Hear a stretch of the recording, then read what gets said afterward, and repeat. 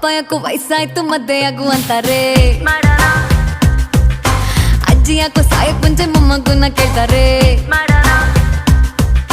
ನೆಂಟ್ರೆಲ್ಲ ಮದ್ವೆ ಊಟ ಯಾವಾಗ ಅಂತಾರೆ, ಫ್ರೆಂಡ್ಸ್ ಎಲ್ಲ ಎಣ್ಣೆ ಪಾರ್ಟಿ ಕೊಡ್ಸಲ್ವಾ ಅಂತಾರೆ. ಏನ್ ಮಾಡೋಣ ಹೇಳು, ಏನ್ ಮಾಡೋಣ? ಮೀಟ್ ಮಾಡೋಣ ಇಲ್ಲ ಡೇಟ್ ಮಾಡೋಣ?